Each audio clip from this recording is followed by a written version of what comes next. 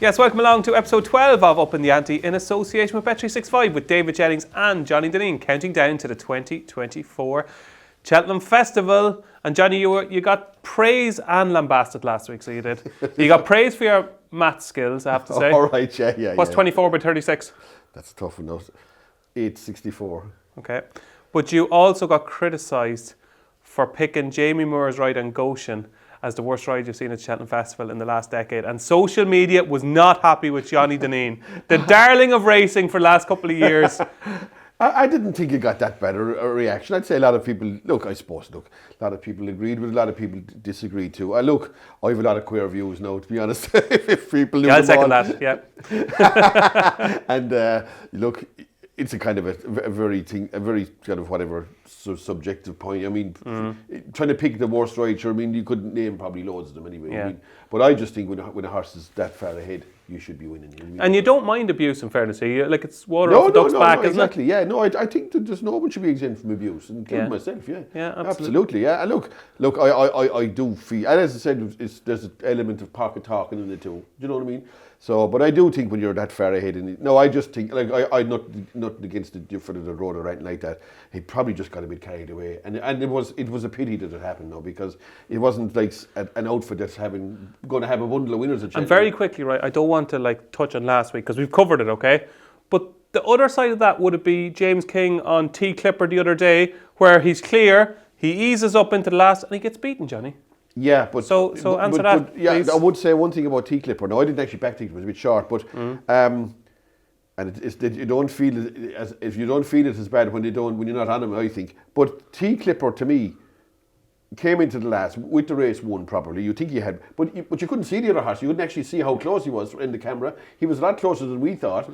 No, he had looked around coming to the last, and he had looked around coming to the second last. Yeah. So you couldn't fault him for that. Should he not have kicked them into it? The horse stopped though, didn't he? Completely. But did he stop because he didn't ask him for a big one at the last? Because he's still 2 in front in the running and he gets beat 2.5. Okay. Like, to me, T-Clipper, maybe the ground was hitting the ground or something. T-Clipper looked a proper dodge now yesterday, to be honest. Okay. Most important thing, Johnny, good or bad week for Johnny Dineen last week? I didn't do any good, no. I'd say didn't do much damage, but I won Saturday and give it back Sunday, so. Okay, and we had a big storm our way, no electricity for most of Sunday night into Monday. No, we didn't have any of that stuff, no. We had this bit of a storm, but the electricity kept going anyway. That's all I can tell you, because I was watching the television, and once the TV is on, I presume the electricity's on. Yeah, once the TV is on, it's a sure sign that the electricity is working, yeah. I actually didn't know for years, well, not years, but for a while, that when the electricity goes off, the internet don't work. Johnny, how you're a millionaire, I will never know. Tell me this must be your perfect week, because we're doing Upping The Ante today, a midweek meeting at Newbury. Yeah. Gift from the gods for you, right? Then you've got Cheltenham. Are you going to Cheltenham Saturday, no? No, not at all. No, you've got Thyestes on Thursday. Are you going to Thyestes? No chance, no. So Cheltenham Saturday, good card and Nace Sunday. This is a good week to be a jumper. Oh, the racing on Saturday is fantastic. In England, in particular. Cheltenham and Doncaster is an excellent programme. Yeah. Excellent card. Really, really good racing. And I like a pointers for... This is about not maybe the last weekend, but one of the major weekends for throwing up maybe a Cheltenham horse from the English side, I think, anyway, yeah, without a doubt. No, I'm looking forward to the English racing in particular on Saturday, yeah. Okay, so with such good racing coming up, we better get on with the show. So we kick off, as ever, with our questions from the crowd. And the first question this week comes in from Kieran Sutton. And Kieran wants to know, Johnny, if the winners of the Supreme, the Ballymore, the Albert Bartlett and the Triumph Hurdle all ran against each other in the 4 specific races, who would our 4 winners be? So the last 10 years, since 2014, if the winners of these races ran against one another, who would win? So the Supreme, first of all, last 10 winners. Yeah, look, when I saw that question first, I thought it might be difficult, but some of the answers are easy. The Constitution Hill is a stick out for me anyway. Yeah, absolutely. And considering the fact that you have on that roll of honour the likes of Douvan, Vautour, Shishkin and Altior, and even Marine Nationale. So be a good race, wouldn't it? It would be a cracking race, but like Constitution would probably win it all right. But it just shows what kind of strength and depth is in the Supreme. And I think, to me anyway, looking back at, like, cause I wouldn't really have noticed it, but looking back on that kind of roll of honour, whatever you like to call it, it shows how good a horse you need to win the Supreme, basically. And this notion that the Ballymore is a better race than the Supreme, absolute pony anyway, as far as I can see. Pony. Yeah, absolutely. Pony. Because What's pony mean? Pony and trap is a pony. Pony and trap. So no something good. that something that sounds like pony and trap. Oh. Yeah. Happy rhyming slang. Y'all rhyming slang I here. think it's Cockney. Is it pony? They call it? Yeah. So look, I do think that there are 5 or 6 excellent horses, but Constitution Hill is a clear stick out. Clear stick. Who'd finish second? I'd say Duvan. Yeah, I'd say maybe on the day of Vatour, maybe. I think Vatour was really, really good in Cheltenham. Okay. I think the days that he did win in Cheltenham, there would be very few horses that beat him. Okay. Ballymore, I went with Faheen. Yeah, Faheen, because he won the champion hurdle afterwards, definitely. And now there were some horses that won it at the time, and they looked like being like the likes of Bob Ollinger, Sam Crow, looked like being a really good horse. Even in Pere Pass, hasn't really delivered yet. There's been a few others that On the day, though, actually thinking, I might change my mind here, because the question is, on that specific day, if they ran against each other, I think Bob Ollinger probably would have beaten the lot. I think he would have beaten Faheen that day. With that performance, I think he would.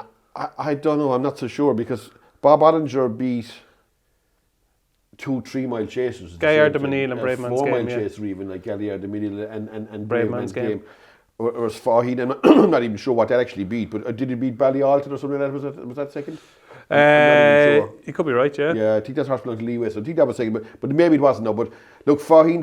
I was kind of looking at the question and the fact that what they did afterwards, really, more than on, like. But the question was which would have been win of the 10, and I'd say definitely Faheen. Okay, Albert Bartlett.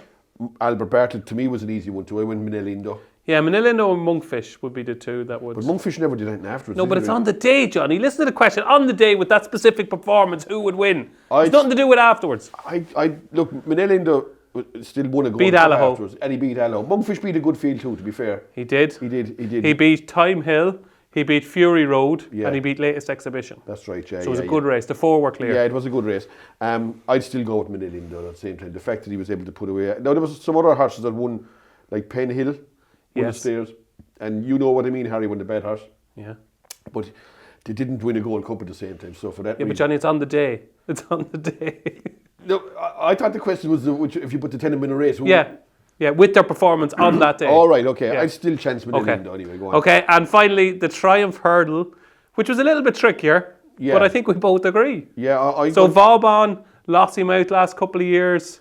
Who'd you go with? I went with Defi Desai. So did I. Yeah, look, maybe on the day, and plus that he was able to win another race in Cheltenham. I know Tiger Roll won two Grand Nationals and all that kind of stuff, and he won. What else did he win? He won a lot of races in the Tiger Roll, but. Look, Defi Desai was a very classy horse up to the point where he went wrong, up to the champion chase. He never really recovered from that, whatever happened, but he was able to put away Lost in Translation. He was a good horse, Defi Desai, yeah. I'd have gone with him anyway. Yeah, I'd go with him as well. And that day at Cheltenham, he just travelled beautifully under Richard Johnson. Yeah. Can you remember the other J. Pitman's horse that was fighting it out for favouritism that day? Defi Desai, I cannot, no. It was Charlie Parks. Oh, was Charlie it? Parks. All right, yeah. No, Charlie Parks didn't exactly cover himself in glory afterwards either. Did he finish up with Aidan Howard, didn't he? Yeah, I think he did, yeah. So there you go. I think we're generally in agreement, kind of. So we think Constitution Hill is the best Supreme winner of the last 10 years. Johnny went with Faheen. I went with Bob Ollinger on the day, because I think Bob Ollinger's performance on the day might have beaten Faheen's performance on the day in the Ballymore, or the Bearing Bingham, as it's called now. In the Albert Bartlett, I'll go with Monkfish just because I thought he beat a better field than Manila Indo did, Johnny's pick, and we both agree with Defi Desai in the Triumph Hurdle. And ladies and gentlemen, we have a video question this week. Get your video questions in to uppingtheante@racingpost.com and you can feature on the show, just like Campbell Cooper. Over the last 4 years, Willie Mullins has averaged 20 win or place runs in the 28 races at the festival, with over 25% of the winners. After another Mullins 1-2-3 at Thurles on Sunday, do you think racing should introduce something similar to football's financial fair play for both trainers and owners? So Johnny, Campbell says, given the dominance of Willie Mullins at the last few Cheltenham festivals, or more than the last few Cheltenham festivals, he's the 1-2-3 in the Lawners and Naas, the most recent Grade 1 race in Ireland. Should we consider, a bit like football, a financial fair play for owners and trainers to give others a chance? I don't get how you could implement the financial fair play when it comes to racehorses, though. It might be slightly easier to do it with football and transfers and that, but how do you stop a trainer having horses? How do you stop an owner or maybe cutting him back on the amount of horses he has with a particular trainer? Like, just say you wanted 20 horses with Woody Mullins. Yeah. So you say there's some crowd come out and say you can only have 10. So you stick the other 10 in your wife's name, like, and away you go. You know what I mean? Oh yeah. Do you know? So like there are going to be very easy ways around that, isn't there? Surely, like. You're good at the loopholes, Johnny. Yeah, but I'm a loophole man myself. Yeah, always was. Listen, I don't know how you'd even implement, and it's very difficult to. Well, how did they implement it in football? So you just imagine that the player is a horse.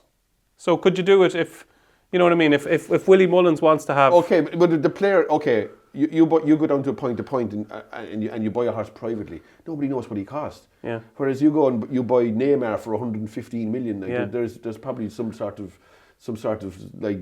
You have to soft declare documents or things like that. I don't know how you do it. And is there a way of always having to declare the price of a horse? No.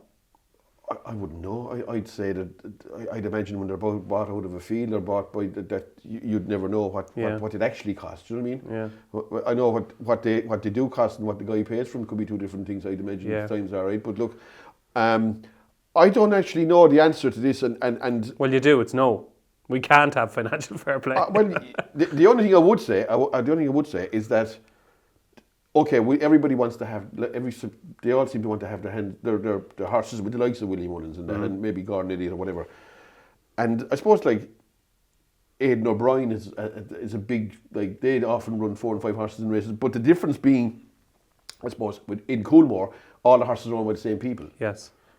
With Willie Mullins, there is a price to pay for having horses with him. The price being, if you haven't the best horse in that particular division, there is a price to pay, and often quite a heavy one in my eyes anyway. So it's not all roses at the same time. You know what I mean? It's not all roses, because you have to fall in behind other people's horses. Are you kind of saying Allaho appreciated at the weekend, maybe? I'm saying that happens every day of the week with that kind of stable, because they have so many horses, and not every owner is going to want to fall in behind other people's horses, because they at some stage they're going to say, look, maybe if I give my horse to someone else, that I might get a better run for my money in some of these races, because the fact is that, okay, like you can go back. This is not a modern day phenomenon. Like, you go back to the Gold Cup in 1985 or whatever it was. Dickinson 1, 2, 3, 4, 5, right? The winner made all the running, more or less. He was kind of half pested by a horse at the start, an outsider. But apart from that, nothing ever came near him. He was in front after about 5 fences. And the other, like, Silverbuck, Wayward Lad, like, okay, they came, and they looked like they might catch him coming to the last, but they were all miles behind in the races. So, like, these stables, they're not going to run their one horse to counteract another one. Like, it's pure human nature. But look, if you have the best horse in a division, Willie Mullins, there's no better outfit, of course. But if you have the second string, if you don't have the services of Paul Townend, or if you didn't have the services of Ruby Walsh when he was riding, how many winners did Dimfries miss in Cheltenham? Very few. Very few. Like, to me, if I had a horse in Willie Mullins, right, if I was lucky enough to have a horse in Willie Mullins, and he was going to the Supreme Novices Hurdle, and he was second string or third string, I wouldn't be overly fancying my chances, to be honest. Okay. I wouldn't. And like, you see like the bumper last year. How many runners do you have? Could have 8, 10 maybe. I don't even know. Like, don't tell me that there's fellas, they have to pay for those horses. The people going, they obviously couldn't fancy the 10 of those. So, like, somebody's paying the bill for horses going to these races, that they must surely. Yeah, surely the bumper's a bad example. They've won it with massive prices over the years. 2nd, 3rd, 4th strings. Yeah, but what about 10 string? Well, yeah. Yeah, do you know what I mean? What about? Well, Katie Walsh won it on Relegate.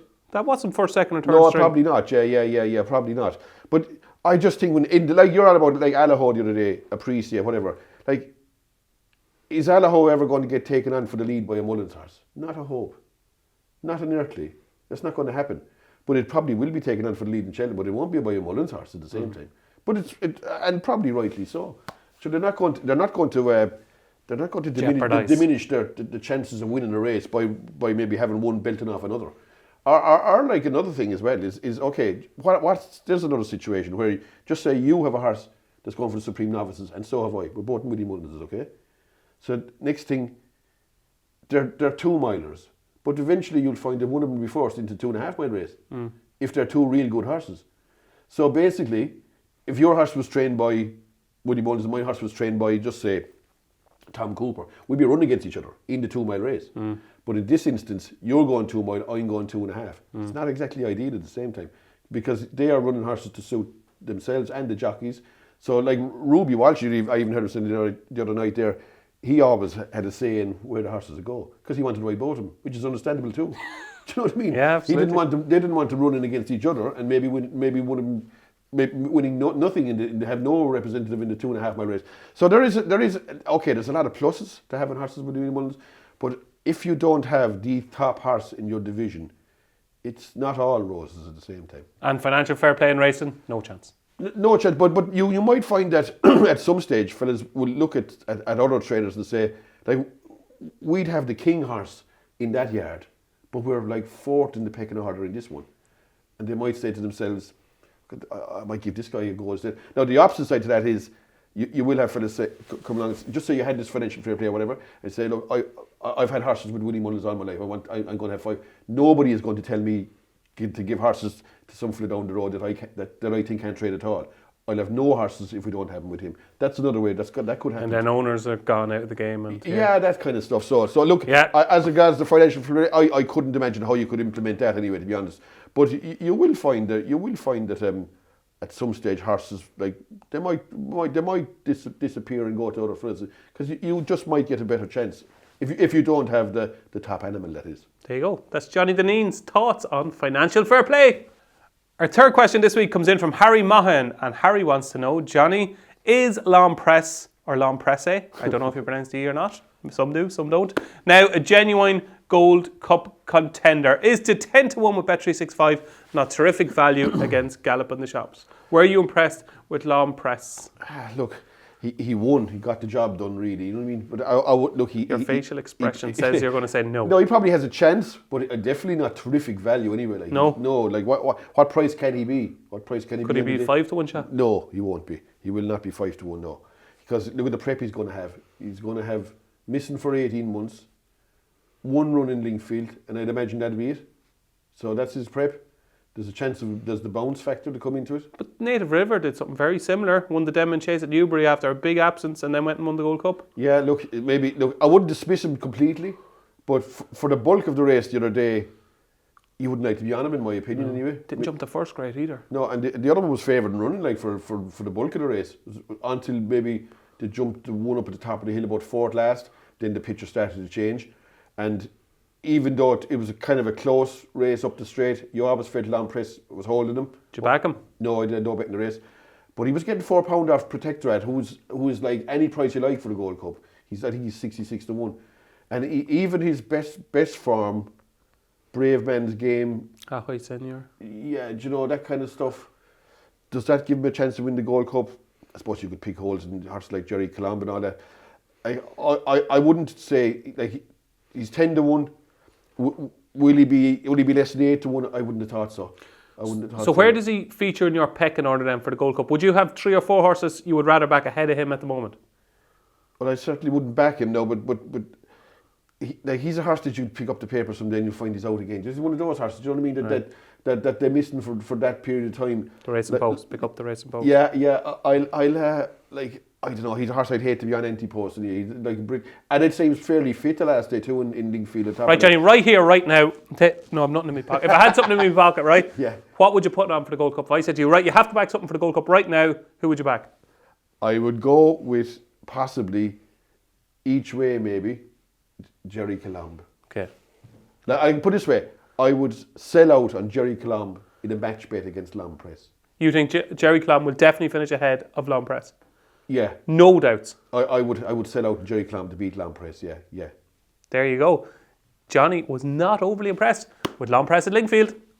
And our fourth and final question this week comes in from Ciara Walsh. And Ciara wants to know, Johnny, is there one current Ante-Post favourite at the Cheltenham Festival that won't go off favourite on the day and that you are dying to lay? So the one favourite that you're taking on, that's favourite at the moment, that shouldn't be favourite? Ciara wants to know. I looked down through on the list now. There's not too many horses that are favoured out that won't go off favourite. Really? Yeah, not too many. A horse that I think is vulnerable is Allaho, but there's a good chance he'll go off favourite at the same time.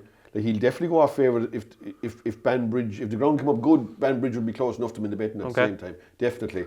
So what did you make of him at Thurles on Sunday? I mean, I just think that he won, but he got an easy lead and he got the race thrown to him, didn't he? Like, to be fair. I mean, it wasn't a race at all, was it? On the final circuit, it kind of looked like the real Allaho, did it? I don't know. I was looking around him and you were going between the last two looking for horses. He wasn't looking around. He was actually looking around to see where they were, because I'd say he was half worried. Well, he wanted to have good eyesight, wouldn't he? Well, Statler was close to within 4 or 5 lengths of him at one stage. Did you ever think he was going to be beaten? Not really, no, because like he got a complete solo in front and everything, and he definitely got the run of the race. But is it not a kind of a cool thing now to be against Allaho? Do you know what I mean? People are going, look at his age, and like, he still won the race comfortably. Like, if he did that 2 years ago, people would be saying he's a good thing for the Ryanair. Yeah, I didn't think he was anywhere near as electric as he was 2 years ago at the same time. I didn't think any of his performances this year, Clonmel, Kempton, or even the last day. Fair point. He looked anywhere near as good as, like, remember there was years there in Cheltenham, he was standing off fences, he was gaining ground, and he had horses beat after 4 or 5 fences, you know what I mean? Yeah. So I don't think it's the same horse. I do think he'll get harangued for the lead in Stage Star likes to do his... there's no way he's going to get a solo in that place. No way. And I'm almost certain that he's never won a chase when he hasn't been allowed making the running. Has he not, John?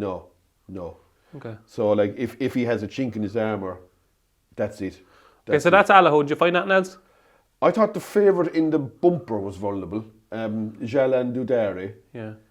To me, that's not a winner of a Cheltenham bumper. But then when you have a look down through him to find one to beat him, they don't look a great bunch. And even the English horses, like, there's no horse there that have won a bumper in England and you'd say, yeah, that could be an outsider for Cheltenham. Even like you'd probably think that the winner of the bumper in Cheltenham will come from maybe Mullins or Radiate, but I'm looking there, like, Joystick is up in the betting. Like, Joystick, it looks as slow as a man, don't he? Joystick, I don't know. I couldn't have that kind of horse anyway. Maybe something will come out of the Dublin Racing Festival, but... Well, you're going to have a Dream to Share, obviously, running a 6 bumper against Jalan Dadares, probably. Is Jalan Dadares going to Dublin Racing? I'd say he might, yeah. Will he? But I was surprised. What price would you say a Dream to Share is in places for the bumper at the Dublin Racing Festival? What price is he? Yeah, roughly. Have you seen this? No. I don't know what one of the firms have priced it up. Would he be 2 to 1? Yeah, he was 11 to 4. Was he? Yeah, That's right. surprised. I thought he might be odds on, no? But there's no penalty, but I suppose he's coming around the back of like, he's missing, like, since when Punchestown. So is it a kind of a prep race or whatever? Prep race for what? I don't even know. Prep race for the Supreme in 14 months' time. But he's not going to go over hurdles, they said. And he's definitely not going to lose his novice tag anyway, by the sounds of it. So I don't know. Maybe he wants to get him out and give him a run. Well, my point that I made in a column on Saturday in the Racing Post is that it is annoying, obviously, that he's running in another bumper, a 6th bumper. But if he didn't run the bumper, we wouldn't see him at all this season, because it's too late to go over hurdles. Yeah. They don't want to send him over hurdles and rush him to get him ready for the Supreme or whatever. And they obviously want to run the Supreme next year. So the only alternative is to run the bumper. At least we're getting to see him. Yeah, look, I mean, I don't know whether he runs in the bumper. That didn't make any difference to me anyway, to be honest. But like, he can run the 66 bumpers, as far as I'm concerned. You won't be losing sleep. Not really, no, I don't get carried away with that kind of stuff. But look, I don't know how fit and how fancy he'll be in a race like that. Like, I suppose they won't want. But he's unbeaten. Yeah, they won't want to beat him at the same time. Yeah, and we know some trainers like their horses to remain unbeaten. Yeah, look, I mean, if he was back to his best, sure, you'd fancy him strong. The fact that he's no penalty is a huge help to him. Anyway, I just think Jalan Dadares. I do think that if Redemption Day hadn't pulled it like he did in is he eligible for that bumper in sure, he probably is. Yeah. The fact did he run over hurdles? He didn't know. I didn't. Yeah. Like, I'd say Redemption Day has every chance of turning around with Jalan Dadares. No, he's not eligible for the bumper in Cheltenham, though. I know. Redemption Day. But I just think that Jalan Dadares is a typical Gigginstown staying horse, and I'd be fancy that they won't have any problem lobbing in behind him anyway in Cheltenham. I couldn't. Surely something would be able to pass that anyway. Okay, so there you go, Ciara. Johnny's 2 that he'll be taking on at Cheltenham, who are currently favoured. Allaho in the Ryanair and Jalan Dadares in the Weatherby's Champion Bumper. It's performance of the week time here and Up in the Ante, where Johnny Dineen counts down his top 3 performances of of the last 7 days. Johnny, take it away. Now, you were a bit starved up on Saturday at Navan. Yeah. Well, we didn't much to go, but we Saturday and Sunday to go. But Okay, number 3. Number 3 for me was Tripoli Flyer. Won a all-weather bumper on the card in Lingfield on Sunday. Beat a horse. I backed the favourite actually, Kingston Kid. It did everything right. Looked a winner, didn't it? Yeah, well, it did everything right. And next thing, this thing appeared on its outside. I had the sound turned down because I didn't even know what was coming. And I was saying, what's this thing coming up on the outside? It's just going well. And next thing it got into a struggle and it beat it anyway. So do you curse when you lose them kind of races? Would you let an old curse out of you? Oh yeah, you probably would. Yeah. But when I didn't, I wasn't. I suppose I knew he was running in the race, and I wasn't surprised. I'd forgot the colours of him, the Tripoli Flyer. I was kind of watching Horse of Ollie Murphy's who'd been beaten early on in the race. It ran on to be third actually, Castle Ivers. But I was very happy with Kingston Kid all the way around. They had a big reputation too, and your man put him away fair and square. Came from the back and was out wide and everything. Like did a lot. Like tactically they did a bit wrong and still won easy. And I see what he's going for. Aintree bumper next. He's a good trainer, isn't he, Fergal? Oh, he is. Yeah, absolutely. Yeah, absolutely. Are you looking forward to him having his first Cheltenham winner this year? Yeah, he could do. He could have an entry winner here too, because this is a good horse. I'd say Tripoli Flyer. Okay. Because I'd say the second's No Mogan. They were a mile ahead of the third. I know you'd be saying all-weather bumpers, but this is like a particularly good all-weather bumper. And there was a few bob up for grabs as well. Yeah. Oh, there was, and there was good talk of the favourite. Now, and he cost plenty too, and he didn't do a lot wrong and was still easily dismissed. Okay, Tripoli Flyers number 3, number 2. Number 2, I went with Harvard Guy. He won a handicap hurdle off top weight. Not easy thing to do on bad ground, and the horse that he cut back, Kilbree Warrior, is not easy to cut back. And a brilliant drive from Darrow. Oh, absolutely, yeah. Classy. Now, Mark Walsh rode the winner well. And I'd say probably always felt he was going to catch it. But I've seen Kilbree Warrior go into the front before in races and nothing getting near it, you know what I mean? And he was one dangerous horse to... And he didn't do it at the very start. He kind of waited, and then he kind of kicked. Yeah. Normally he goes from go, yeah. But, no, he won, I think he won 3 parts of a length. No, there wasn't a big gap back to the third horse, Fortune, yeah. But it was a huge gap back to the fourth. Yeah. And I think to carry top weight in bad ground, even off 131, I do think that there's more merit to that than maybe a horse winning off 131 off a 10 stone 4, if you know what I'm saying. Yeah. I think it's a lot more difficult to defy your weight or defy your rating with a big weight in your back as well. I think he did 11-12, and I see where they don't know where to go now, but on about maybe going back for a novice race. Like, he's a dangerous horse now in a novice race too, I'd say, you know what I mean? Absolutely. Like, he won't go to Cheltenham or anything like that, but... It's an awful pity. You kind of think the attempts might be made for him if they got him qualified quickly, but that might be too late. I'd say you could turn up in a race there. I think there's a 2.5 mile...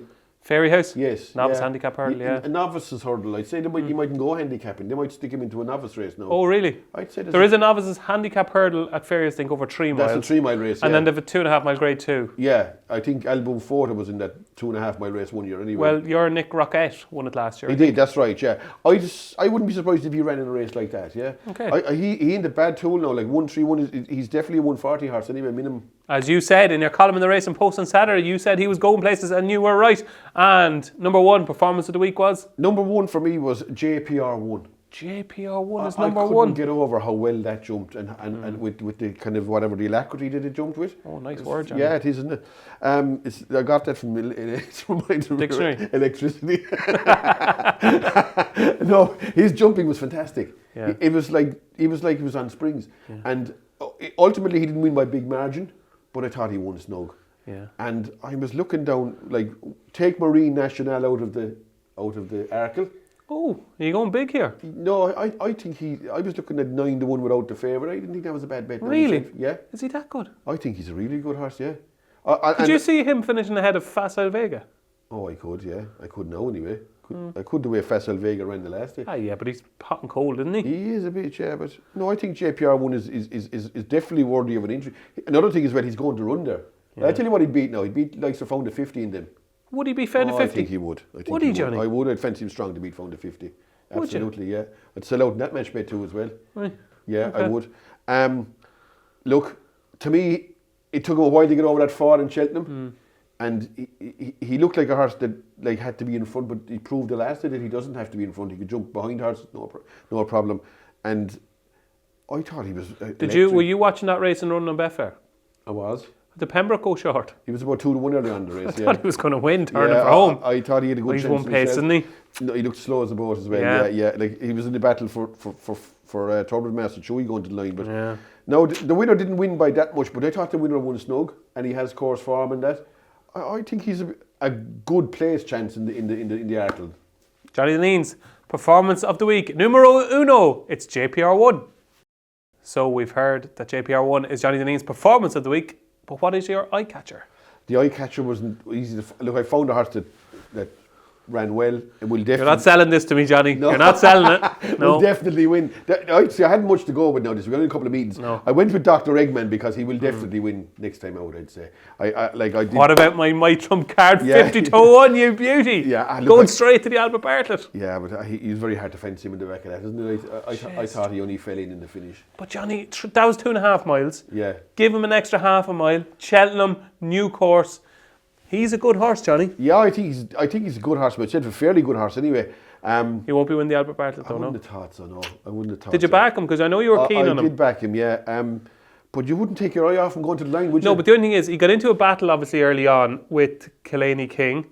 Like when you see how far Killaney King was beaten, and my trump card still managed to fend off Dr. Eggman. I think he would have, even if they went to Slane, I think he would have still... Would he, yeah? I think he would, yeah. I think he would still find them. The one thing I didn't...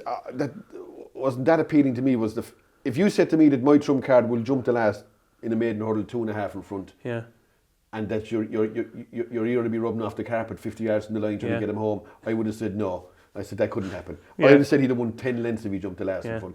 But he'd done a lot of running he to should that have point. been going away from him though. But he'd done a lot of running to that point, hadn't he? Yes, look, I suppose he had, but he got the run of the race at the same time. Do you know what I mean? But how could he have got the run of the race if he got taken on? I didn't get taken on. He was in behind Killaney King and he took him up. He only took the lead off him at third last, and he put that horse away, and he went on at that stage. But like then the horse from Philip Fenton's came to him and he beat him off, and then he beat Dr. Eggman off. But Dr. Eggman missed a few hurdles up the straight. That would have been very, very close. So if your man had jumped properly, look. He won is the main thing. You get paid, and you don't get any more for him winning by half the track. But I thought he was a better horse. Maybe so. But saying that some of your man's horses, like the first horse, didn't finish better times ahead. He didn't really finish in my trump card the way I thought he'd finish. That's all. Okay. But I would say that Dr. Eggman, like that's going to be short now the next time he runs, unless he turns up against. There can't be too many horses that are going to make him odds against in a maiden hurdle. I would have thought. But I'd like him for. There's 2.5 mile winners that won in Punchestown. I'd like Dr. Eggman for that race. I could see him turning up in that. He'll win a maiden hurdle between here and Punchestown, that's for sure. He won't go to Cheltenham, he won't go to Fairs. That's winners that won. They've won that before, I'd say, a few times. Yeah. And I don't even know what won it last year. I do. I know it won it last year. It was Clegane, was it? No. No, Grange Clare West won it, I'd say, was it? Oh, I think it was Grange Clare West. No, so the Clegane won the auction race there. Yeah. Grange Clare West won this race, 2.5 miles. Wasn't Sean Dial's horse, no? Monbeg Park, He won the 2 mile race against Spillane Tower. Okay. So Majesty was favoured in that. Yeah. No, you're right. The Grange Clare West won it. Yeah. And I could see the Eggman in that. Okay. The Eggman. Dr. Eggman is Johnny Dineen's Eyecatcher of the week. It's what's happening this week time here on Upping The Ante, and we have got a good week ahead, Johnny Dineen. Yeah. It's exciting. It's starting on Thursday, and we're going to preview the feature race at Gowran Park on Thursday. You've got the Galmai Hurdle, but you've got the Goffs Thyestis Chase. Always a cracker, Johnny. One of the most competitive handicap chases of the season. Probably not in your DNA, a race like this, to have a strong fancy. No. But you might surprise me someday. Do you fancy anything strong in this? Nothing strong. If I was putting up 1 or 2 against the field, I'd go with the horse that was second in the race last year, Dunboyne, yeah. Just pipped. And Angel's Breath must have a good chance. Angel's Breath, well, he's no chance, he's not running. Is he not running? No, Angel's Dawn is running. Oh, Angel's Dawn. Angel's Breath is the horse belonging to Walter's Planter. Yeah. Angel's Dawn. Angel Dawn, is that running? That's running, yeah. Okay, well, that's the one I'd give. For Sam Curling. Yeah, that's the one I'd pick. Okay.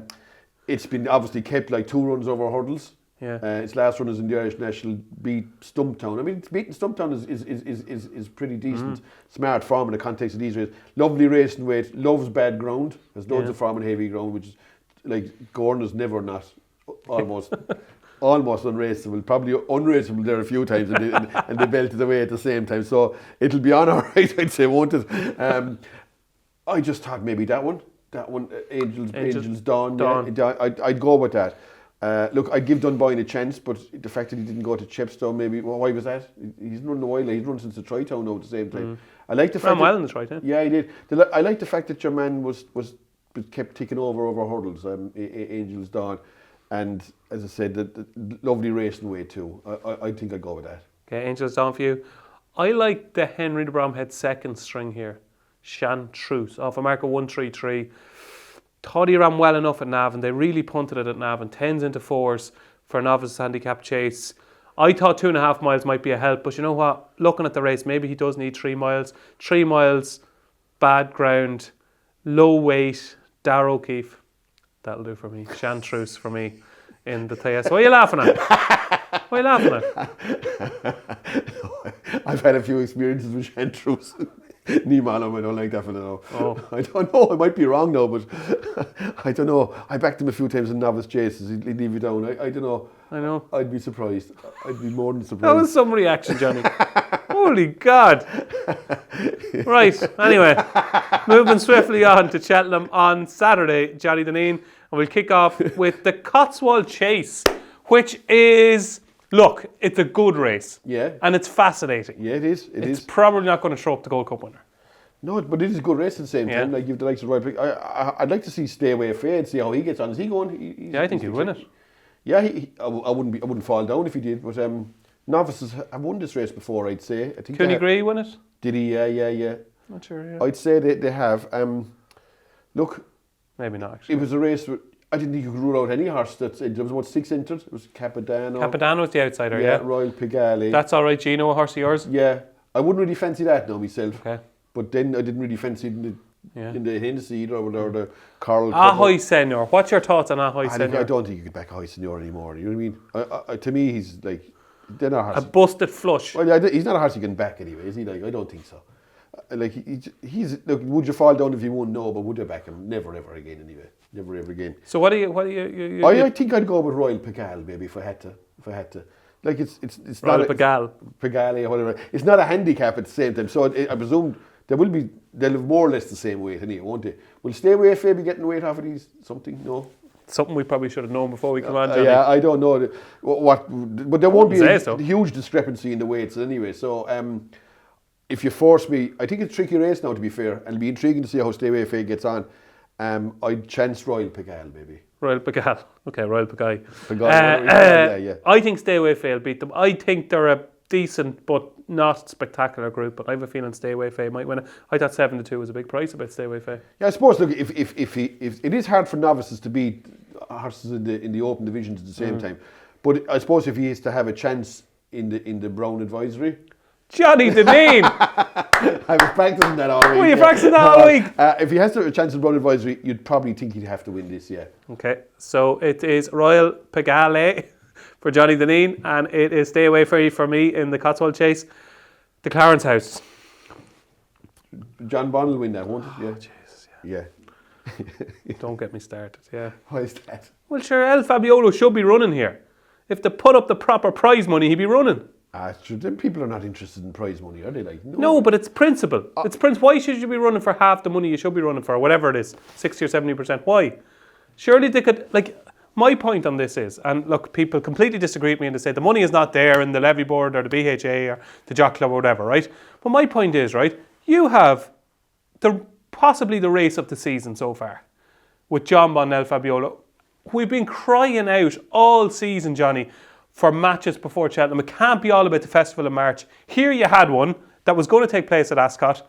Fair enough, it was rescheduled for Cheltenham. But why not put up the money, right? Put up the money, get the match. Surely they'd get it back and bet. Surely the betting turnover on the race with El Fabiolo against John Bon, you'd have people taking sides, you'd have us here saying which one will win. It's going to be a mammoth race.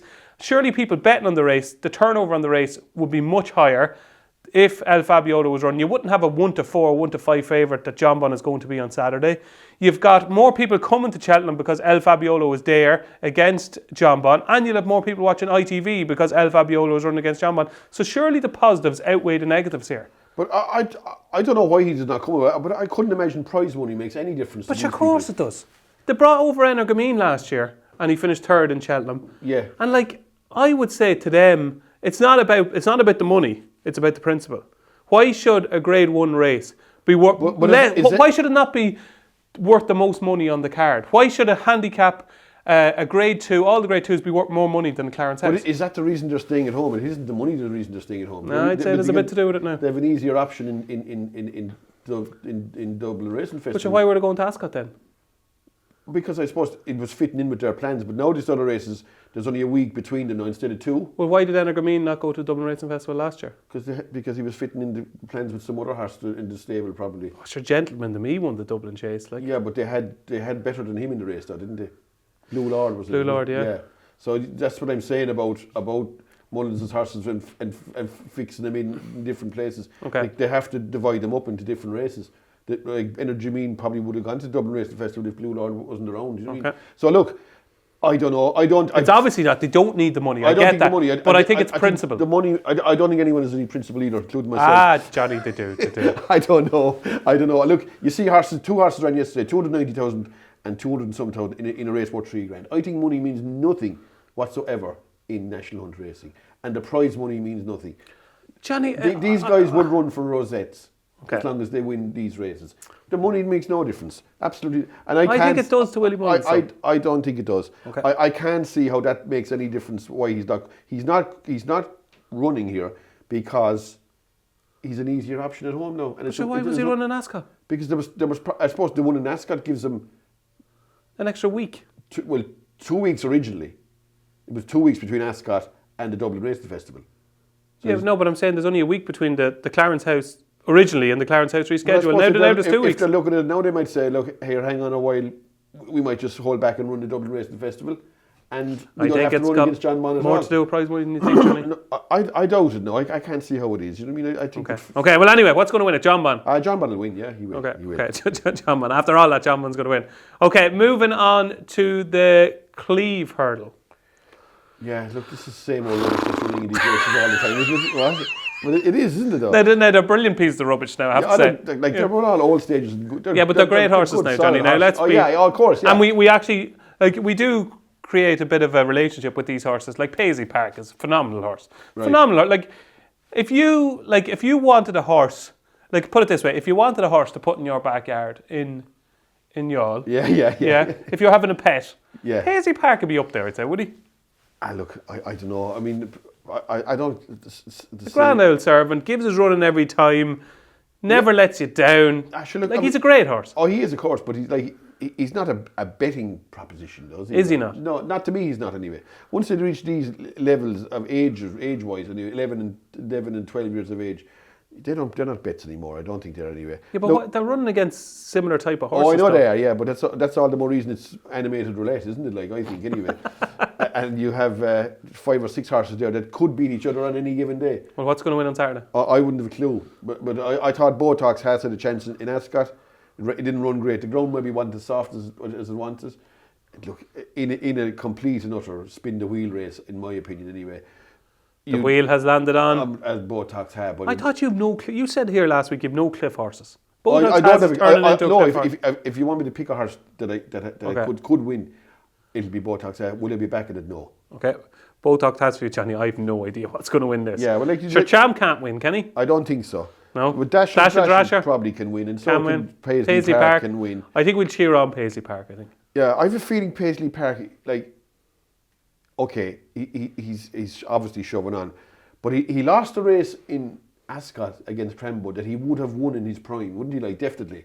You think he didn't? I don't know what he was at because he was in front. Once Paisley Park, once he got on top of a horse, that was it. Yeah. But I thought he lost a bad race going to the line against Cranbrook. He's in front, he doesn't know exactly where the line. He was in front 2 yards from the line. Yeah, but the fact that once Paisley Park comes into a race, he wins them. You know what I mean? That kind of way. Yeah, fair. Look, I don't know. I think he's going to be thereabouts. Of course he is. Him and about 4 other ones, I'd say. Okay, so we're leaving that alone. We're leaving the Cleve hurdle alone. Any of them could win. We'll spin the wheel. It's landed on Botox has for Johnny. I haven't a breeze. I hope Paisley Park is going to win it. The Unibet hurdle. This is very much in the melting pot at the moment because Imperi Pass went very short in betting, in running, not Ante-Post at one stage yesterday. I spoke to Willie Mullins for a news story in the Racing Post on Tuesday, and he said he didn't know who was running where. So he's got Lossy Mouth, he's got Imperial Pass, and he's got Gala Marceau. Okay, Yeah. so we'll treat them individually. Only one is going to run, I would Right, imagine. okay, yeah. So if Imperial Pass runs, he's 1 to 3, is he? Yeah, he probably win, I suppose. Yeah, he probably win. I You're wouldn't be backing him at 1 to 3 now. To be No. honest. No. To beat these, no? Look, he probably will. He's a horse I won't be backing again in a hurry now. Imperial Pass, to be honest. Okay. Wasn't mad about his performance in against State. I know he's running against State Man, but I thought he checked out tame enough now, to be honest. Okay. Lassie Mouth, where do you stand with her? Like where is Lassie Mouth even? You know what I mean? Do you know, you hear fellas screaming the house down about Constitutional Hill. Where's Lassie Mouth? Lassie Mouth isn't run at all this year. Like the other one of Henderson should have ran twice at the same time, but if the Fighting Fifth was on originally. Like, I think like Mullins gets away with murder compared to the likes of Henderson in the instances like that. It's a bit like when Gordon Elliott and T. Hooper go straight to the thing. There's nobody says a word about it, but everyone is screaming away, where's Constitution Hill? You know what I mean? Well, with Constitution Hill is because she's potentially the best horse we've ever seen. Lassie Mouth's not potentially the best horse we've ever seen, and neither is T. Hooper. Yeah, but like, okay. And in order to be the best horse we've ever seen, does Constitution Hill not need to beat the best? But what are the best? And run more often. Run more often. As in beat the best, as in beat Stateman and the Irish Champion Hurdle. Give him his chance, he'll beat him in Cheltenham probably, like, at the same time. You know what I mean? So, I don't know. You don't understand the clamour. No, I don't actually, no, because if he does run in a race, he's about 1 to 10, and fellas are saying, sure, these are joke races. But if he ran in Leopardstown in the Irish Champion Hurdle against Stateman, he wouldn't be 1 to 10. Well, why didn't Stateman go take him on in Kempton if they want to do that? Yeah, why should he have to go? To prove greatness. I don't know. There's plenty. Cheltenham is where you prove the great, not at the Christmas. Anyway. No, just play devil's advocate. Look, I don't know. Lassie Mouth, first time out. No. Could be vulnerable. Gala Marceau. It's first time out as well. I don't know which of them will run, but look, they probably don't have a lot to beat. If Imperial Pass runs, you think he'll win, but you won't back him. Yeah. If Lassie Mouth were to run, she'd be very skimpy price. Would you be laying her? No, probably not. No, she probably haven't a lot to beat. But And Gala Marceau wouldn't be favoured, I'd imagine. yeah, Gowran Park will be hard to beat in this race too. Probably. Do you think so? Yeah, I'd say there's not a lot between Gowran Park and Lassie Mouth, is there really? Okay. Not a lot in here. Maybe Lassie Mouth. Yeah, look. Any of the rest of them tickle your fancy, no? The rest of them, like Rubos and them, like, they're all very vulnerable horses, aren't they? Like, the English horses in this division aren't great, to be fair. I look at an Irish horse, Mullins probably win it all right, but at the prices they're going to be, Imperial Pass is a horse I wouldn't trust at a really short odds anymore, anyway. Okay. And finally, the Bearing Bingham trial. I don't know what it's called now. Contractors Novice Hurdle, is it McCoy? Contractors Novice Hurdle? I'm not even sure. We have got your beloved Gamble Park. Yeah, look, How are you feeling? Nervous? No. I think he'll win this, actually. Do you? Well, if you fancy him for Cheltenham, you have to fancy him in a race like this. So, look, I do fancy him in this race. Look, I do think he's a smart horse. We'll see on. Could be a good race, couldn't it? It is, but I'd be disappointed if he couldn't beat him at the same time. Okay. You've Henderson is too, Jinko boy, and they've kind of Sound the same. Similar names, Django boy. Yeah. The one that won in Jingo. is the one that won in the Talbot hurdle is the probably the better of the two, definitely. Okay. It's more solid form anyway. I think Gamble Park's a good horse, and what's Johnny who was in this race, isn't he? I'll be surprised if he doesn't, like, if you fancy him in Cheltenham, you have to fancy him here anyway. Bottom line. So, like, I can't be putting him up for Cheltenham and saying I'll put up some. How disappointed will you be if we're standing here next week and he runs his race and he finishes second, beating 3 lengths? On a similar scale to the time the horse was beaten in Cheltenham. Hermes Allen. No, the horse that won the Give me a clue. Newbury. You fancied him in Newbury? Oh, sorry, not Hermes Allen. Sorry, the one I'm Captain T. Yeah, that's the one I meant to say. Yeah, Captain T. Captain T. Yeah, I'd be on a similar level there as to that. I do think he should be good enough to win this. Yeah, and like I do think if he's not capable of winning this, I'm reading the horse completely wrong. Completely wrong. Okay, Yeah. well, chairman. Yeah. There you go. So Gamble Park hopefully will do the business for Johnny, and that's what's happening this week.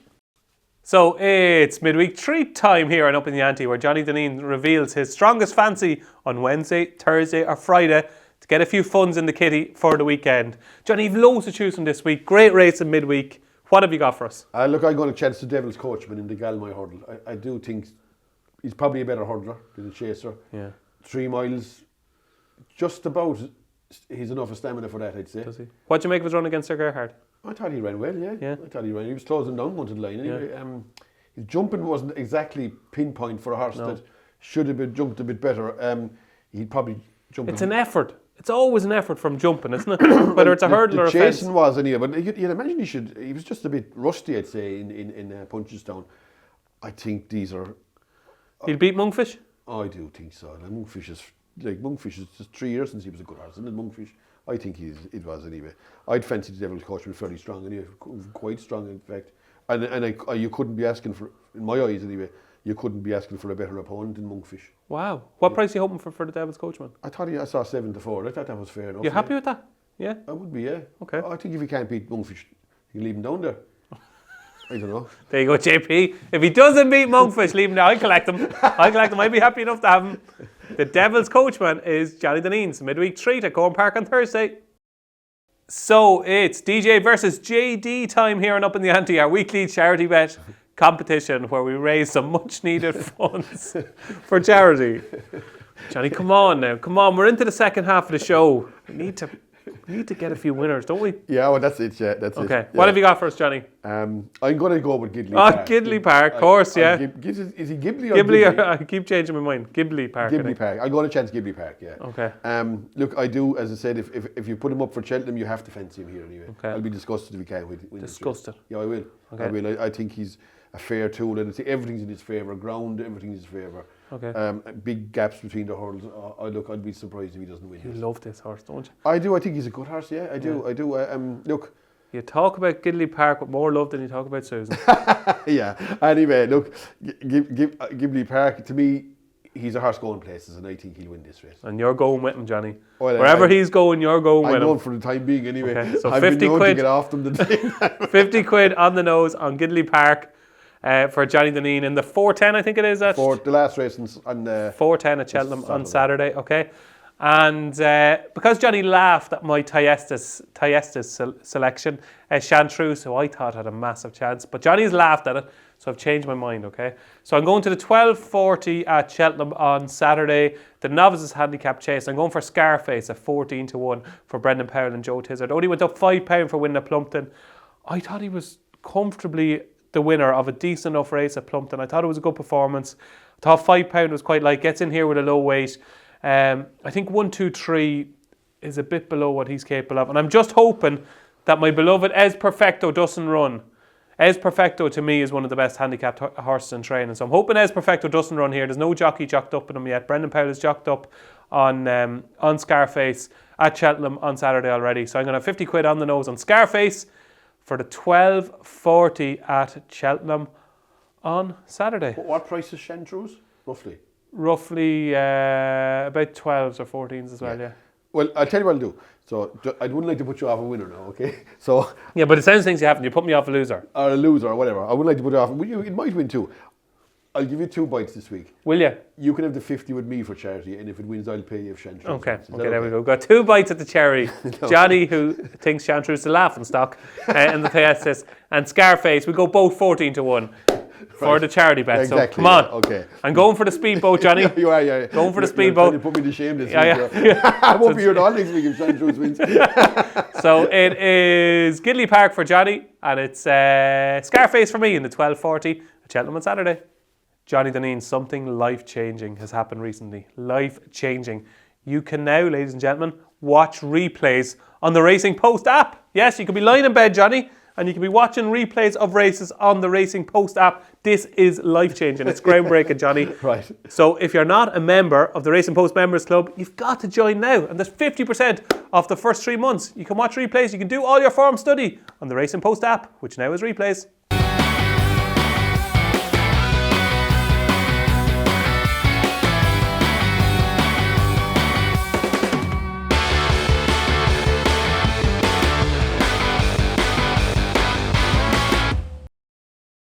Now, folks, it's the moment you've been waiting for. It is festival teams time here on Up in the Ante, where myself and Johnny Dineen reveal our latest tip for the 2024 Cheltenham Festival, which is fast approaching, Johnny Dineen. So this week, is it worth waiting for, Johnny? What have you got for us? What is your latest tip for the Cheltenham Festival? I don't have anything this week because Oh, I do think that this weekend and next weekend you should be able to make your mind up after those two. The best racing of the whole national season, I think, is this weekend. in England, and the following week is going to be the Dublin Race Festival. So they're the 2 weekends that are going to be pivotal, I think, and you should be able to have an idea what you can finalise whatever team you have. So you have 4 picks left. Yeah, I've 4, at least 4, I'd say, because I've one to knock out as well, haven't I? Yeah. No? Well, you can make you can or can't you can make a substitution on the last day. Yeah. Yeah. Yes. So you potentially have 5 left. 5. Yeah. Well, I have one definitely gone. Yeah. Exactly. So I'd be definitely have one probably from next week, and then maybe you could have.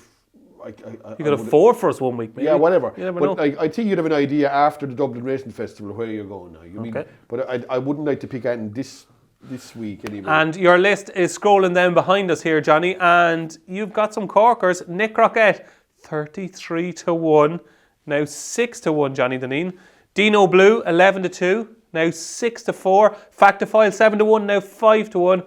Johnny, when you came in to do the show, this is what we brought you in for. This was why we did it. To get value. But I don't see any of them winning yet. Do you know what I mean? Well, no, I do it. But Johnny, they can't win if they haven't ran yet. Yeah, I know that, yeah. But I would be keeping the plaudits until they actually did win a race. Sorry, you know I went too early with the praise. I think so, yeah. Okay. Like, it's a lot easier to shorten them than get them to win, though. That's the problem. But you're, like, on a scale of 1 to 10, how happy would you be with your list? I'd be happy enough with that stuff. Yeah, you would, of course. Yeah, you would. Okay. Look, you would, but the prices are probably a bit short now at the same time. Some of them, but look, if you were picking from your list at the moment, if you're picking a captain, who would it be? I suppose it's the shortest one you go with. Dino Blue. It looks the most likely winner.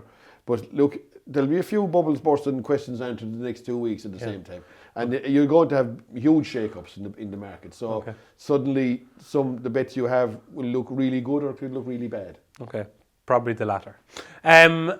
I also don't have a tip this week. Now, I was tempted to put something up, but I did text my good old pal, Mr. J. Dineen, yesterday, and I said, are you putting up that in the show? And he says, no, I'm going to wait. And I said, I'm thinking of putting this horse up. And I'd say it was one of the longest messages you've ever sent to me, Johnny. Right. It was a big spiel about why the horse wouldn't win. Now, I won't reveal what it was because I might tip it up potentially in the coming weeks. But Johnny, let's just say, was very much against the horse who I was going to put up this week. So I'm not putting it up because Johnny has put me off. Well done. Well done. Look, I didn't put you off completely, but I think you weren't getting a great price anyway, considering what like there's other horses could come into that market too. Okay. So I know Don't give that away now. I thought I won't give it away, but I thought it was a bit short. Yeah. Like there's no way it'll be half the price even at home. First 3 words were "you are mad." That was the first 3 words in the message. Okay, but a quick look through my list, which people are slagging, but Dice Sardinos 8-1 tipped up on the show, now 7-2. Dice Sardinos runs at Doncaster on Sunday, so fingers crossed it goes well. I think he's been brilliantly campaigned to avoid the penalty, to get her on the new course at Cheltenham, and hopefully, fingers crossed, Dice Sardinos does the business at Doncaster on Sunday. My trump card, the standout 25-1 now, Bet365. He's as short as 14-1. In other places for the Alba Parta, tipped up at 50-1. Astro Diamond could potentially be run at Doncaster on Saturday, tipped up at 9-1, is now 7-1. I still think Foxy Jacks is a very big price at 14-1, Bet365. Again, that's a standout, tipped up at 16-1 the show. Unfortunately, I've got Factophile and Corbett's Cross the wrong way around because I've Factophile for National Chase, Corbett's Cross for the Brown Advisory, and it looks like they're going to go the other way around, Johnny. Is Corbett's Cross going to go for the National Chase? Well, he's the only entry he has, I think. Is that all? He's not entered in the Brown Advisory, no. Oh, is he not? No. Didn't know that actually. There you go. Go away, that's a strange one. He's entered the He can be supplemented though. All right, okay, yeah. So unlikely. Yeah, I didn't realise that actually, to be honest. If I was to offer you, the way, I think it's back on now, Deal or No Deal. Stephen Mulhern, I think, instead of Noel Edmonds. I think it's back on the telly. If I was to offer you my box, my tips, and you can have my box and switch it with yours, would you switch? No, I wouldn't switch, no. You answer that very quickly, Johnny. No, I wouldn't switch. You're sticking with your box. I am at the minute, yeah. Oh, Deal or No, I remember that programme, yeah. Geez, that was awful stuff, wasn't it? There'll be some rubbish on the telly too, don't there? That's one of them. The best of all is The Chaser. The Chase? Oh, that's rubbish. You don't like The Chase? That is the biggest load of nonsense. Sure, he knows all the answers, you mean. The Chaser, because it was a big heavy for the asking me questions. He's not that heavy, Bradley Walsh. Oh, no, sorry. No, you're on about the Beast. He's a big heavy for these. There's about 4 of them, 4 or 5 of them. What? There's different there's different people on it. Yeah, but they know the answers. What do you mean they know the answers? Because they know the answers because they're intelligent. No, they might be that as well, but they ask your man the question first. Yeah. He gives the answer, the fellow that's the contestant, and then your man says, his comes up, Sure, this is a complete joke. What? Why didn't they do it the other way around? Jenny, I don't think you understand the show here. What? What do you think happens? What do you mean? Why don't you do it the other way around? They asked the guy, what's the capital of Italy, say, right? Yeah. Just to make it easy, right? What is it? What is it? Rome, yeah, okay, Very right. good. I'm not that stupid. Well, that's debatable. So your man says, the guy, the candidate says Rome, and next to the contest, the chaser says Rome afterwards, right? Johnny. Does that not happen, though? Oh, they press a button. Yeah, your man presses a button, right? Yeah. First, he presses a button. Yeah. And then they tell him he was wrong, and then they go to chaser, what did you have? Yeah. So when he knows the answer. But he doesn't know the answer. No, What if- Johnny, no, you're wrong. I'm not. Johnny, you are 100% wrong. No, I'm not. So, I'm not. Johnny, listen to me here, okay? Listen to me, you're wrong. Right. No, you're brilliant, and you're right on most things in life, but you're wrong. So, Johnny, I'm Bradley Walsh, okay? I'm It's answering not the question. Bradley Walsh. It's I'm saying Bradley Walsh asking the question, right? Are you sure? I'm positive, right? Bradley Walsh asking the question, what is the capital of Italy, Yeah. okay? Paris, Rome, or Dublin? Yes. They have a specific amount of time to press a button Yeah. to say what they think the answer is. Yeah. But the chaser does that at the same time as the contestant. He doesn't. Johnny, He doesn't. He doesn't. why? So, okay, you tell me what happens. No, maybe I'm doting. No, Johnny, right? you're wrong. Okay, You're doting. right, okay, Go on. right, But what do okay. you think happens? I think what happens is that Right. the man says, he presses the button, right? Right. And he says, I went for Rome, say, right? Yeah. So Bing, right? Yeah. It says, you were right, Yeah. okay? And he says, Chaser, what did you have? Rome as well. Yeah. Yeah. Yeah, because he pressed at the same time. No, he didn't. Johnny. We'll have a look at that now when I go home. I must have a look at that. Johnny, what on earth would be the point of the show if they did it your way? That's my answer. What is the point of the Yeah, show? but did you ever think, because you're thinking like that, you might be wrong? Yeah, maybe so. I'll have to go. You'll have to Johnny, cut out all this. I have bad news for you. This will be left in, and we will be revisiting this next week. And get on social media. I cannot believe you thought they could answer afterwards. What? I think can't they do. believe. No, they can't. What? Johnny, that is I some must chase. have a look at this in my minute. That is some chase. Anyway, Those are the festival teams.